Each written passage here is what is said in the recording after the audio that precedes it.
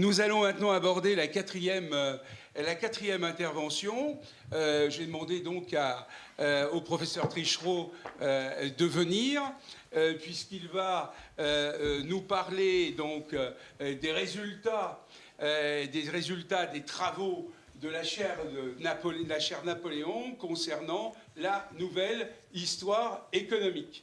Alors, il faut savoir, mais vous le savez, que le professeur Trichereau est docteur et il est ainsi que maître de conférence de l'ICES, et je lui laisse la parole. Enfin, c'est un résumé un peu rapide, mais comme on n'a plus beaucoup de temps, voilà, je lui laisse la parole. Bien, messieurs les présidents, monsieur le maire adjoint, mesdames, messieurs, chers étudiants, je suis très heureux de m'exprimer devant vous pour présenter les résultats des travaux de la chaire Napoléon relatifs à l'économie de la France napoléonienne, dont est issu un ouvrage qui a été cité dernièrement par Charles-Éloi Vial, Nouvelle histoire économique du consulat et de l'Empire. Je suis également très honoré de m'exprimer devant une assemblée aussi prestigieuse, composée pour beaucoup d'apprentis historiens, d'étudiants en histoire de l'ICES, qui constitue, sinon le cœur, au moins le poumon de cet établissement. Bien que le poumon, j'ai l'impression, soit un petit peu plus petit que celui qui figure sur les feuilles d'émargement. Cet ouvrage dont je viens de parler, dont le centre de recherche de l'ICES est en partie à l'initiative, est l'un des fruits de la chaire Napoléon et a bénéficié du concours très important, il faut le dire, de la Fondation Napoléon. Il revisite le règne de Napoléon sur le plan économique et résulte d'une collaboration de plusieurs années, 3 exactement, sous la direction de Thierry, qui a mêlé des historiens essentiellement, qu'ils soient spécialistes des questions politiques, économiques et sociales, financières, maritimes, militaires, et même de la vie quotidienne des Français, et d'anciens étudiants de l'ICES. C'est un fait très important que l'on doit à Thierry et qui concourt au projet du centre de recherche de l'ICES ainsi qu'à celui de la formation Histoire, qui ont toujours souhaité associer étroitement les étudiants à la diffusion des recherches réalisées, que ce soit par la transmission des savoir-faire, mais aussi des savoirs. L'objectif est simple, faire naître chez eux, chez vous, donc, le goût pour la recherche et l'analyse, aiguiser votre esprit critique, et cela tout en vous inculquant les méthodes et techniques propres à la recherche. L'écriture et la publication de travaux étudiants accompagnés de bout en bout par un chercheur aguerri, en l'occurrence pour cet ouvrage, il s'agit de Thierry, constitue le plus bel accomplissement de ses ambitions. C'est rare, raison pour laquelle je m'y attarde. La contribution de ces 3 étudiants, à travers la réalisation de plusieurs encarts, participe ainsi à son échelle de la réussite de ce livre. J'en viens à mon premier point qui constitue le projet de cet ouvrage.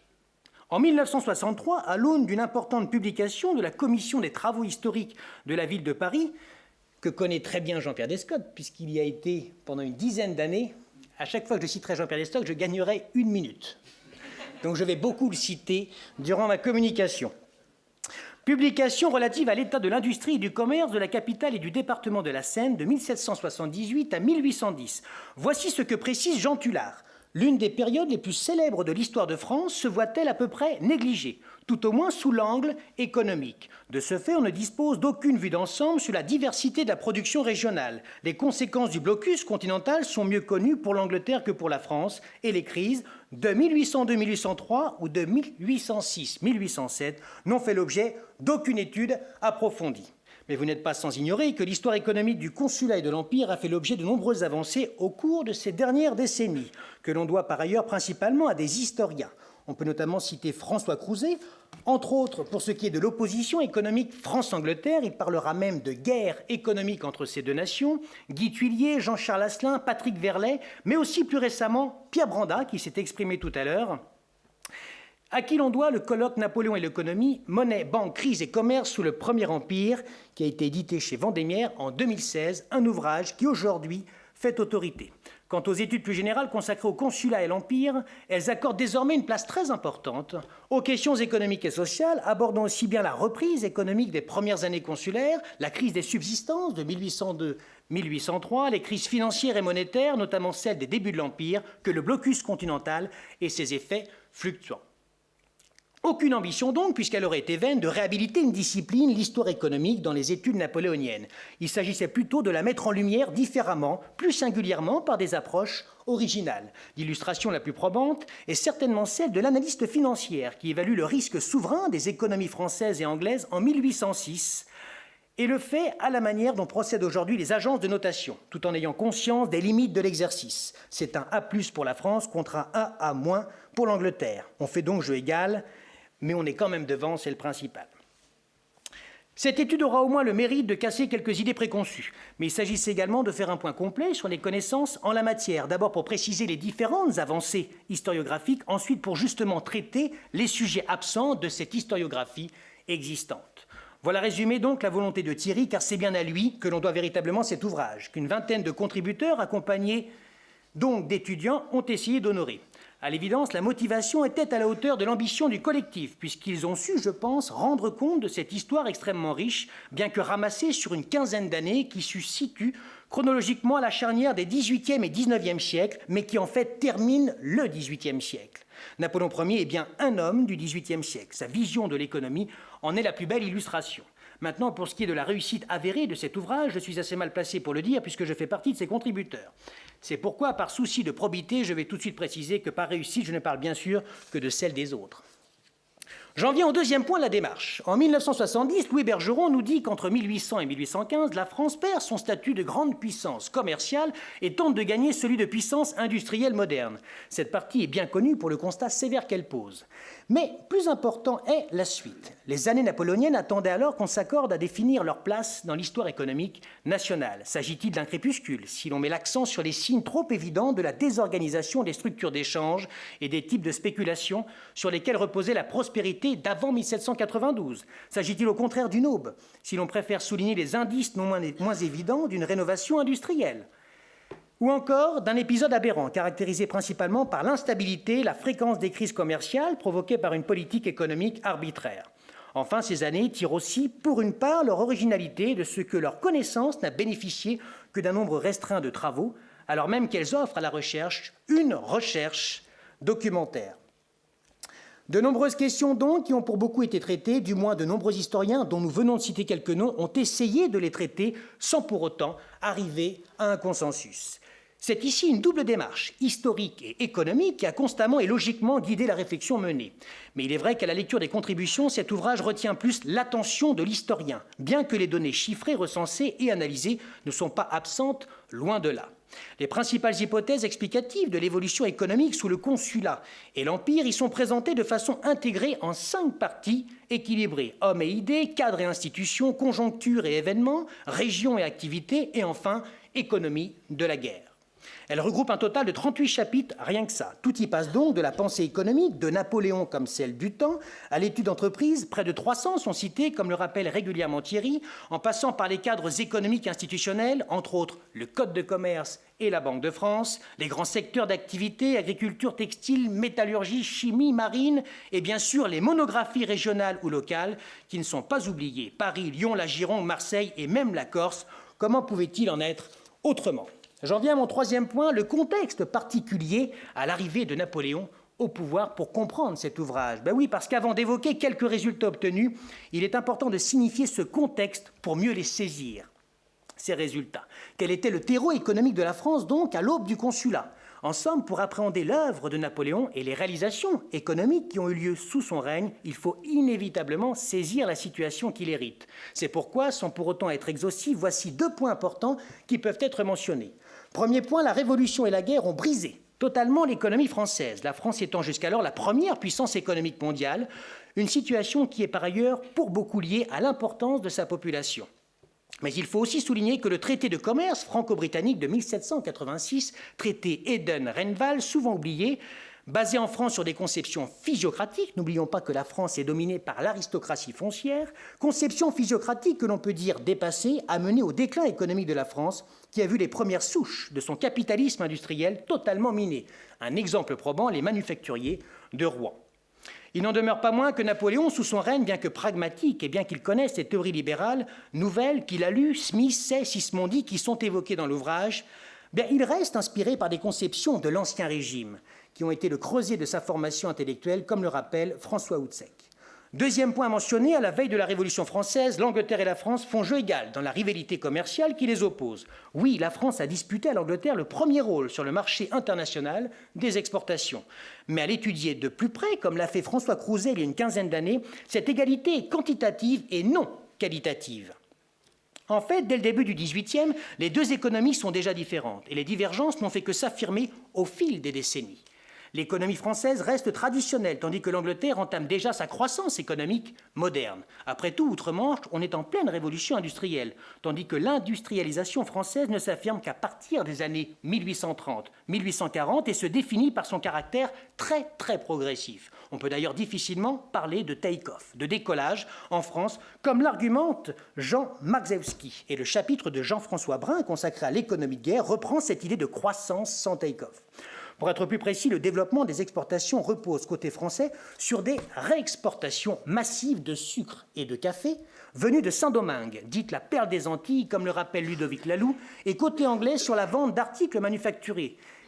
Les cotonnades notamment, l'une des grandes caractéristiques de l'économie britannique étant la supériorité de son industrie.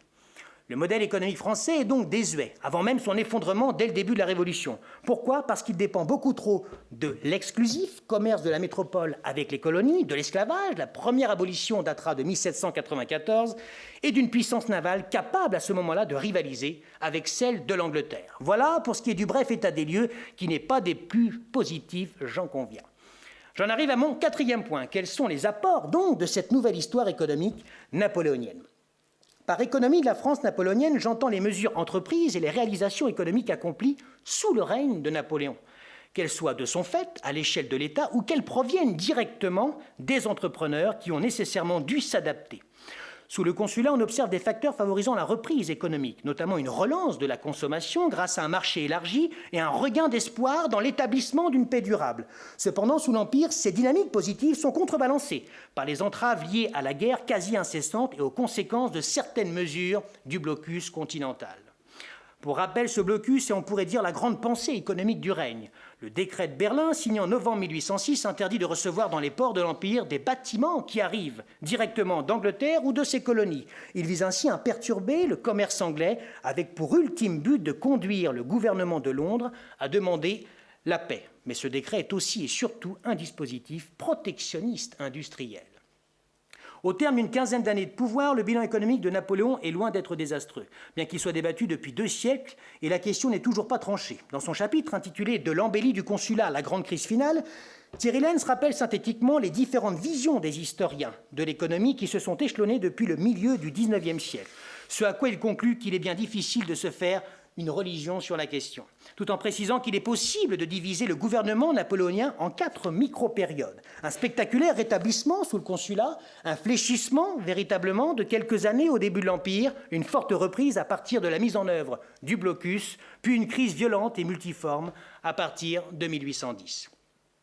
Pour mener sa politique économique, Napoléon agit en pragmatique. D'ailleurs, à la question « est-il interventionniste ?», Pierre Brandat répond clairement que pour Napoléon, il fallait encourager mais ne pas entreprendre. Aux entreprises d'entreprendre, aux ouvriers d'œuvrer, aux consommateurs de consommer et à l'État, bien sûr, de réguler le tout. Telle pourrait se résumer la vision napoléonienne des choses. Napoléon n'est donc pas le chantre de l'interventionnisme, comme on l'entend très souvent et donc beaucoup trop souvent. L'intervention de l'État passe ainsi par la fixation d'un cadre institutionnel et de conditions générales de la vie économique. C'est pourquoi Napoléon assainit les finances publiques, restaure la collecte de l'impôt en réorganisant l'administration. La Banque de France est créée en 1800, une étape indispensable au relèvement économique du pays, son but étant de restaurer la circulation monétaire et favoriser la distribution du crédit. Les résultats sont au rendez-vous. Dès 1802, le budget est en équilibre. Chose qui semble totalement inaccessible aujourd'hui, mais comparaison n'est pas raison. Puis d'autres étapes pour consolider ce redressement économique. Le rétablissement des chambres de commerce en 1802, la création du franc germinal et des livres ouvriers en 1803. Napoléon institue également le premier conseil de prud'homme en 1806. Son but, régler les différends entre patrons et ouvriers. Ces conseils sont des juges de paix de l'industrie, nous dit Jean-Pierre Descottes, 1 minute de plus, qui leur consacre une partie de son travail relatif à la législation ouvrière. Comment pouvait-il en être autrement ? Ils sont censés permettre de fluidifier les relations entre le patronat et les ouvriers, Quant au Code de commerce de 1807, souvent oublié au profit du Code civil, dont le projet initial a été rédigé en 1801, c'est Anne d'Aubigny-Reverso qui nous le rappelle dans le chapitre qu'elle lui consacre, il participe, ce Code de commerce, à la clarification des règles du jeu économique et fixe, par exemple, les types de sociétés ainsi que la nature des pièces comptables à tenir et à conserver par tout commerçant ou industriel. Autre fait important, on dit toujours que ça date de Napoléon III, la libéralisation des sociétés anonymes.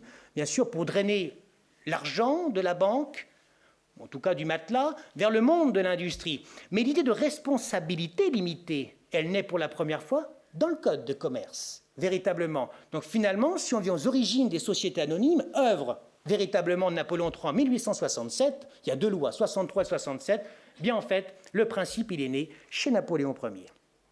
Bien sûr, Napoléon s'occupe des différents secteurs de l'économie. D'abord l'agriculture, qui fournit près des 2/3 des richesses. Elle est notre manufacture première, déclare-t-il quelques jours après son couronnement. Il prescrit ainsi de la favoriser sans y admettre pour autant une forte intervention de l'État. Comment cela se traduit-il ? Eh bien, on incite les paysans à développer de nouvelles productions, notamment pour pallier l'absence de denrées coloniales telles que la chicorée et la betterave sucrière. Ce dernier exemple est éloquent. Et le chapitre de Ludovic Laloux, L'industrie et le commerce du sucre de la Révolution à la chute de l'Empire, illustre entre autres que la promotion de la betterave constitue même pour Napoléon une opération de communication politique. Plus largement, il s'agit d'un exemple historique de modèle économique de résilience, un mot très à la mode, comme l'a souligné il y a quelques mois Thierry dans l'une de ses chroniques. Du côté de l'activité manufacturière, deuxième pilier de l'économie donc, on assiste à un démarrage de l'industrie française moderne qui repose sur le textile, la métallurgie et la chimie. Deux faits l'ont encouragé, la pression de l'avance économique et technique anglaise et le développement d'un protectionnisme fort qui permet de valoriser le marché de l'Empire français. François Crouzet estimait à ce propos que la production de l'Empire, ramenée aux frontières de 1789, en moyenne pour les années 1810-1815, donc la fin de son règne, est supérieure d'environ 40% à celle de la fin de l'Ancien Régime. Dernier pilier de l'économie, le commerce, qui va bien sûr souffrir des guerres. En gênant les approvisionnements, le blocus, quant à lui, va peser sur son développement. Et si les entreprises françaises bénéficient de débouchés sur l'ensemble du continent, l'Europe napoléonienne n'est pas vraiment maîtrisable pour un capitalisme français encore trop faible. Désormais, j'aimerais revenir sur les effets du blocus. En fin de compte, il n'a été qu'une illusion, véritablement. Il a paradoxalement accéléré la mondialisation du commerce britannique, obligé de se tourner vers d'autres marchés. Par cette mesure, le commerce est considéré comme une arme de guerre imposée par les circonstances. Pour Jean Tullard, c'est sur lui que repose l'issue de la bataille économique, celle-là que livre l'empereur à l'Angleterre à partir de 1806. Mais pour quel bilan ? On le sait, les politiques économiques et commerciales adoptées créent aussi bien des bouleversements que de nouvelles opportunités. La géographie économique de la France est radicalement transformée. Le blocus ruine la façade maritime de la France. On assiste notamment au déclin de Bordeaux, Nantes et Rouen, qui sont pourtant de véritables centres de croissance dynamique au XVIIIe siècle. Et je vais vous reciter 2-3 fois.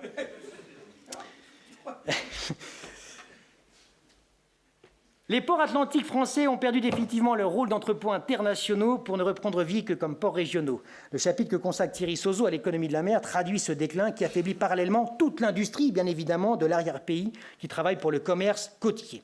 En 1810, des faillites bancaires provoquent une crise économique majeure, signe évident de l'échec du blocus. Parallèlement, la désastreuse campagne de Russie met en lumière les limites de la domination française en Europe. Et à cela s'ajoute donc la guerre maritime et la perte des colonies qui représentaient une grande part du commerce extérieur sous l'Ancien Régime, comme nous l'avons déjà précisé. Et puis visiblement, cet embargo massif n'a pas été la solution infaillible pour faire plier l'Angleterre.